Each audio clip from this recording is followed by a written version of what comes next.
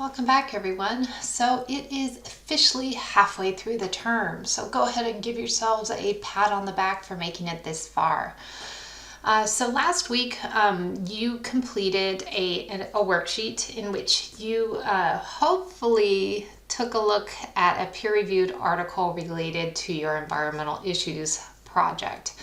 If you did so, then good job, because this week it'll be a lot easier because you will have already completed one of your two peer-reviewed articles that you will be looking for this week's assignment. So kudos to you. So I will be taking a look at that peer-reviewed worksheet this week and giving you some feedback that hopefully will help you with this week's milestone assignment.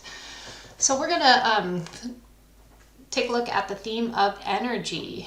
Now, last week with air quality, we learned that some of those pollutants that are contributing to our air quality come from the burning of fossil fuels for our energy usage. So this week we're going to dive into our energy usage and taking a closer look at one of the main causes of global warming, which is fossil fuels and our dependence on fossil fuels. So even today, we still depend on this, fossil fuels, which take millions of years to make. I mean, it comes from the ground. Oil is basically decomposed plants and animals from millions of years ago. So, and we extract them for energy usage. And our dependence on fossil fuels are still the main source of energy. And so we have to realize that fossil fuels are a limited resource. It took millions of years to make that oil. And if we're burning it at the rate that we are today, we won't have it in the future, okay? And we already know that the burning of fossil fuels is what's driving the added pollutants in our air, such as carbon dioxide, nitrogen oxides, sulfur dioxide, and particulate matter. And those are the driving forces of global climate change. So let's take a look at our objectives for this week. So by the end of this week, you will be able to discuss a sustainable plan for reducing energy use in the household. So this will be focused on your particular household. That will be our discussion board post. You'll also be able to describe a sustainable solution to an environmental issue in your community that has been proposed by the scientific community. So that's related to our milestone assignment. And then finally, you'll be able to discuss the economic implications involved in implementing a solution to an environmental issue. So again, that will have to do with our milestone assignment. So a number of things we're doing today, this week. So you will be assigned a couple of chapters this week. And we also have some additional resources, including some online calculators you're going to be using to help you with the initial discussion board post that's due this Thursday. You'll access the Milestone 2 guidelines and rubric, as well as I have a video for you to help complete your second milestone project. So this will be for the second section of your environmental issues paper on sustainable solutions. And then you'll respond to 2 peers' posts for your discussion board topic.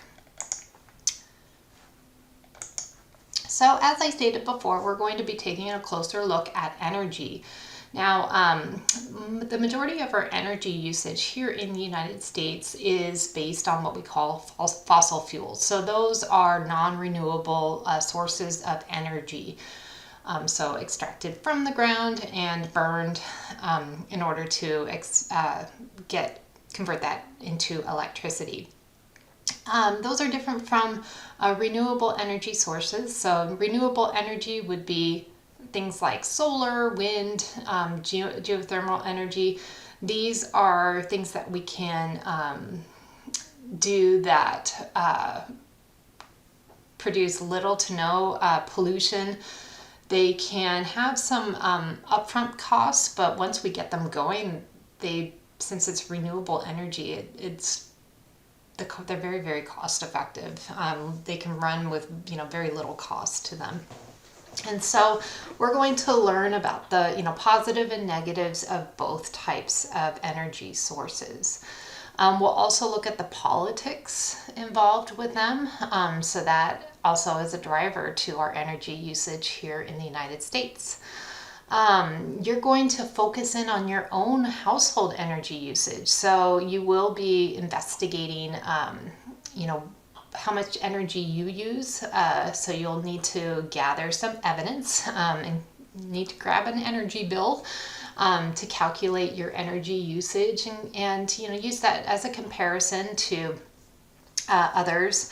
And we'll, kind of dive into ways that we can perhaps lower our energy bill. So if we can apply some of these energy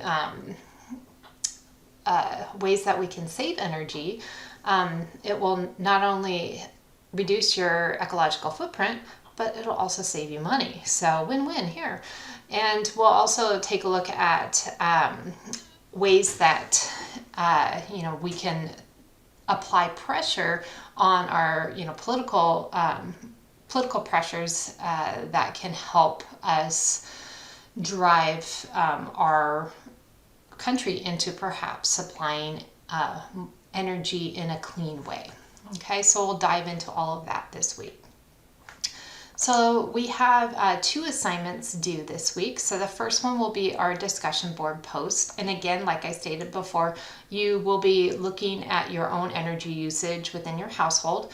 So there are a couple of things that you'll need for that.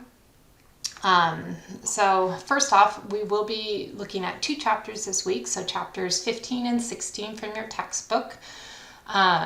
In chapter 15, you're going to be looking at non-renewable energy sources, so the impact of fossil fuels. While you're reading the chapter, there's 2 questions for you to think about. So what alternative energies need to be used to reduce the impact of fossil fuels on the environment? And then what role does conservation play in reducing this impact? Okay, and then the second chapter will help you understand the different alternative energy methods that are out there, how they work, and what savings will occur compared to our continued usage of fossil fuels. Okay, so the idea of should we just stick with the same and see what happens when eventually the fossil fuels run out, or should we start converting even though it'll cost more upfront? What will the savings be long term? We do have an article that you'll need to read that talks about the different energy strategies and the history of and benefits of those different energy strategies. Okay. For your milestone assignment, we do have the Shapiro Library, so I'll have a separate video, but last week I showed you how to access the Abisco database to help you find peer-reviewed sources, so you can access that through here. And then we have 2 lab simulations. So these are basically ways to calculate your energy usage, okay? So the first one, you're estimating appliance and home electronic energy usage, and then the other one will be a calculator for your greenhouse gas equivalencies, okay? So you'll need to complete both of these before you tackle the discussion board post. Okay. So you have your discussion board post this week. So the initial post is due Thursday midnight, like usual. I will have a separate video that covers this, but again, you need to do some calculations ahead of time. You'll need your utility bill. If you don't have a utility bill handy, perhaps like you're in an apartment building that they pay for your utilities, so you don't have access to one, you can use the EPA calculator that provides an average per person consumption. Okay, so you can use something like that instead.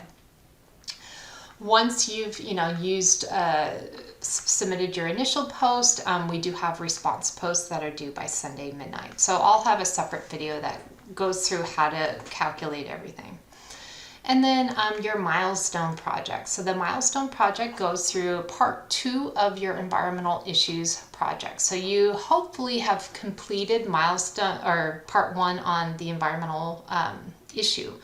So now we're going into the sustainable solutions part of your environmental issues project. So you'll be completing the entire section of sustainable solutions for your environmental issues project. So this includes a worksheet. I'll have a separate video that walks you through this, just like in milestone 1. So please pay close attention. Make sure you're looking up peer-reviewed sources to help you address each part of that milestone 2. Okay. As always, if you have any questions along the way, feel free to ask for help. So you can always ask for help in the general questions discussion board post available under the discussion board. Okay, or you can email me directly. Okay, people are here to help you, so ask for help. Good luck, everyone.